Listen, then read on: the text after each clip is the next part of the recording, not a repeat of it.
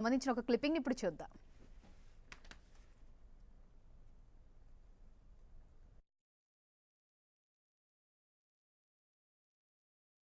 Okay, so దాని గురించి ఏమంటారు?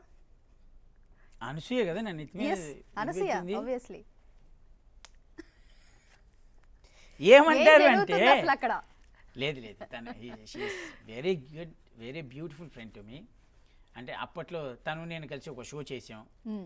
ఆ షోకి పోస్ట్ అనమాట అది అప్పుడు తీసుకున్న మాక్ షూట్ అంటారు కదా. అయ్యో నిజం, నమ్మేసేటి అదే నిజం. మాక్ షూట్ అప్పుడు అంటే పోస్టర్ డిజైన్ చేసేటప్పుడు ఇలా ఎలా ఉండాలి అంటే అప్పుడు నేను చాలా పోజులు ఇచ్చాను అనమాట.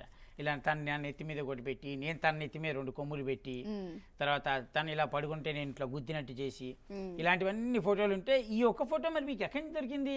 ఇది నాకు ఖచ్చితంగా నా ఫేస్ పేజ్ నుంచే తీశారు కదా. నా పేజ్ అలా దొరుకుతా ఉంటాయి, మాకు అలా ఇస్తా ఉంటాం అనమాట. సో అనసూయతో ఎలా ఉండేది మీ ఫ్రెండ్షిప్? అంటే చెప్తున్నా కదా, Jabardasth starting anchor.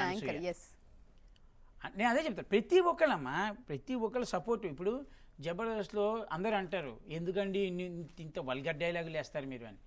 Basic point ఏంటంటే వల్గర్ డైలాగులు వేస్తారు ఏంటి అని అడిగే ముందు మనం వేస్తే నవ్వుకుంటున్నారుగా, అలా చూడడం మానేయట్లేదుగా, ఇప్పటికీ అదే రేటింగ్ వస్తుందిగా. ఎవరైతే అడుగుతున్నారో వాళ్ళే చూస్తున్నారు. అంటే బేసిక్ పాయింట్ ఏంటి, వాళ్ళకి అది వల్గర్ అనిపించట్లేదు. పక్కోడు చెప్తాడన్నమాట, ఏంటి వల్గర్, అరే అవునరా దీని గురించి అడగాలాగని చెప్పి ఫోన్ చేసి, భయ్యా ఏంటికి ఇంతకంత వల్గర్ డైలాగులు వేసారు, ఎవడు వల్గర్ డైలాగులు వేసారు, అసలు వల్గారిటీ ఎందుకు తీసుకోవాలి? ఇప్పుడు డబుల్ మీనింగ్ జబర్దస్త్లో చాలా మటుకు ఫ్లోలో పడిపోయే డైలాగులే. సో అదేమవుతుందంటే కొన్నిసార్లు డబుల్ మీనింగ్ ఆలోచిస్తే డబుల్ మీనింగ్ అది. ఆ లైన్లో మాత్రం సింగిల్ మీనింగే. వీడు డబుల్ మీనింగ్ ఆలోచించేసుకొని వీడికి 4 స్టోరీలు క్రియేట్ చేసుకొని వీడు వచ్చి అప్పుడు మనం అడుగుతాడు అదే మీనింగ్ కదా అని చెప్పి. ఆ మీనింగ్ నువ్వు ఎందుకు తీసుకున్నావు? అసలు సింగిల్గానే తీసుకోవచ్చుగా. అంటే ముందు మీ బ్రెయిన్ బాగాలేదు. ఓకే, అట్లా ఆ విధంగా వచ్చారనమాట. అట్లా అంటే అనసూయ బాగా సపోర్ట్ చేసేది ఇలాంటి విషయాలని కాదు, డబుల్ మీనింగ్స్ అట్లా అని కాదు. అనసూయ అందరితో చాలా ఫ్రెండ్లీగా ఉంటుంది. రష్మి అయినా సరే అందరితో చాలా ఫ్రెండ్లీగా ఉంటుంది. అందుకంటే ఇప్పుడు మనం స్టేజ్ మీద ప్రోగ్రామ్ చేసేటప్పుడు పక్కన ఒక యాంకర్ మీద పనిచేయాలంటే ఐదర్ యాంకర్ బిహేవియర్ ఏంటో మనకు తెలిసి ఉండాలి, లేదా తనతోటి ఫ్రెండ్షిప్ అయినా ఉండాలి. సో అలాగే ఆబ్వియస్లీ అనసూయతో మాకు ఫ్రెండ్షిప్ ఉంది, తన బిహేవియర్ తెలుసు, తను ఏదైనా సరే స్పోర్టివ్గా తీసుకుంటుందని తెలుసు. కాబట్టి చాలా మటుకు పంచులు తన మీద వేసేవాళ్ళం. రష్మి మీద అయినా సరే, రష్మి కూడా నవ్వుకునేది. కొన్ని పాపం అర్థం కాదు, అది వేరే విషయం. అర్థం కాదన్న విషయం కూడా పనిచేసేవాళ్ళు. మేము పనిచేసి ఇది ఆ అమ్మాయిని చూసి చెప్తామేంటి ఆ డైలాగ్ అక్కడ అర్థం కాదు అమ్మాయికి అని, అది నవ్వుకుంటుంది. తెలియదు, నిజంగానే తెలియదు, పాప తెలియదు అమ్మాయికి. తర్వాత అమ్మాయి ఉస్కా మీనింగ్ క్యా అని అంటుంది, నై బోల్నారే తప్పు సోగ్యా అంటాం.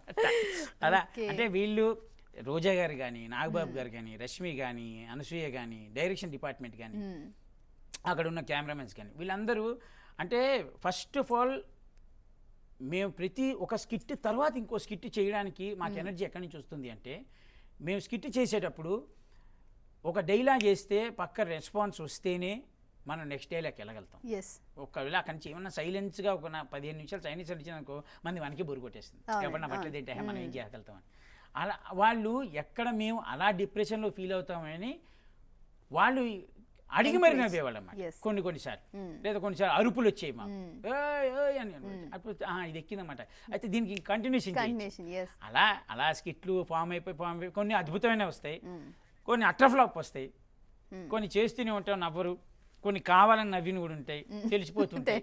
అప్పుడు ఏం చేస్తామంటే కావాలని నవ్వుతున్నారు అనుకో, చూసావా అందుకే చెప్పా ఇలాంటి లఫ్ డైలాగులు కొట్టక్కడ కావాలని నవ్వుతున్నారు, అది కూడా పంచి దానికి నవ్వేవాళ్ళు మళ్ళీ. సో ఆన్ ది స్పాట్ ఎప్పటికప్పుడు క్రియేట్ చేసుకుంటూ వెళ్ళిపోవడమే. దాని గురించి మన స్క్రిప్ట్లు రాసి నువ్వు ఈ డైలాగ్ చెప్పు, నేను డైలాగ్ చెప్తా, వాడి డైలాగ్ చెప్పలేకపోతే నేను మర్చిపోతా, వాడు చెప్పలేదు లింక్ ఏమేమి పోయింది కథం మొత్తం స్కిట్ అంతా.